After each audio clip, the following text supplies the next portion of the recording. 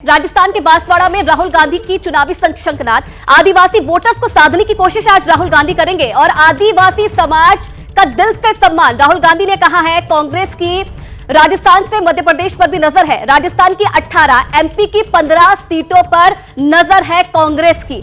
आदिवासी समाज का दिल से सम्मान मैं करता हूं, राहुल गांधी की तरफ से ये कहा गया है। राजस्थान का दौरा है राहुल गांधी का और विधानसभा चुनाव के लिहाज से काफी महत्वपूर्ण ये दौरा राहुल गांधी का माना जा रहा है। ये दौरा वहीं पे किया जा रहा है जहां कुछ दिनों पहले प्रधानमंत्री नरेंद्र मोदी ने भी दौरा किया था। अब मनीष शर्मा से समझ लेते हैं इस दौरे के क्या कुछ मायने हैं।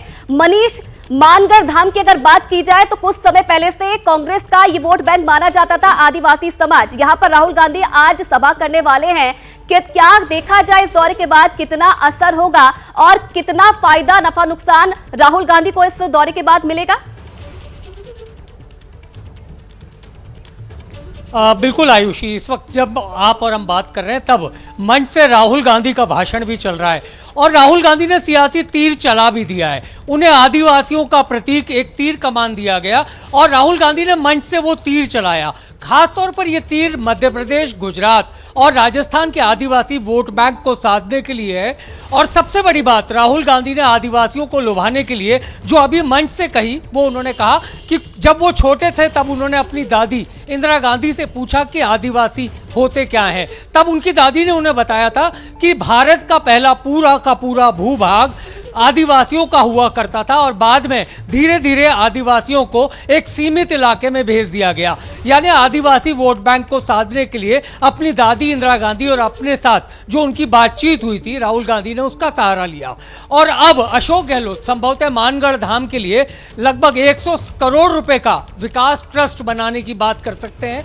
तो कुल मिलाकर कांग्रेस का जो परंपरागत वोट बैंक है, राहुल गांधी के जरिए कांग्रेस चाहती है कि खासतौर पर मध्य प्रदेश और राजस्थान के विधानसभा चुनाव में इस वोट बैंक को अपने पक्ष में किया जाए और उसी के लिए राहुल गांधी का यह दौरा बिल्कुल तो कहीं ना कहीं हुंकार भर दी है राहुल गांधी की तरफ से, ये माना जाए राहुल गांधी के इस दौरे को लेकर। चलिए शुक्ला जी का रुख करेंगे। शुक्ला जी, बार बार ये जिक्र हो रहा है मानगढ़ धाम और आदिवासी समाज। राजस्थान की सियासत की अगर बात की जाए तो कितने मायने हैं इन दोनों चीजों के? जी, इस दौरे को आदिवासी वोटरों को लुभाने के हिसाब से तो ठीक माना जा सकता है, लेकिन इस दौरे पे जो सबसे महत्वपूर्ण बात आ रही है वो ये आएगी कि अगला चुनाव किसके नेतृत्व में होगा। क्योंकि अभी तक अशोक गहलोत जी की तरफ से 2 बार ये प्रकट किया जा चुका है कि मैं आगे मुख्यमंत्री नहीं रहना चाहता और वहाँ प्रबल दावेदार है सचिन पायलट जी।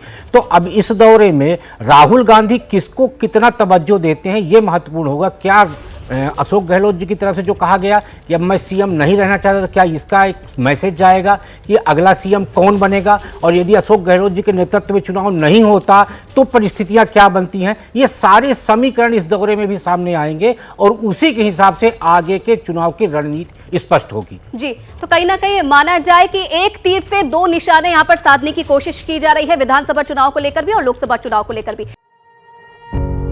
पत्रकारिता कोई इमोशन नहीं है, ना अपना कोई ज्ञान देना है और ना कोई विचार थोपना है। पत्रकारिता क्या है?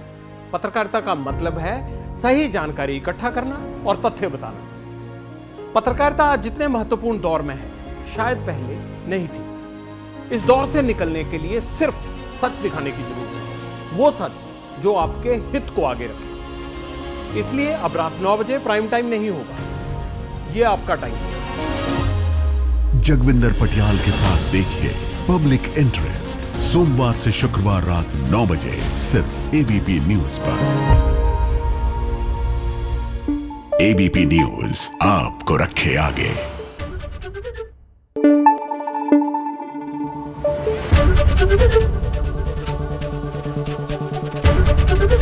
एबीपी न्यूज आपको रखे आगे।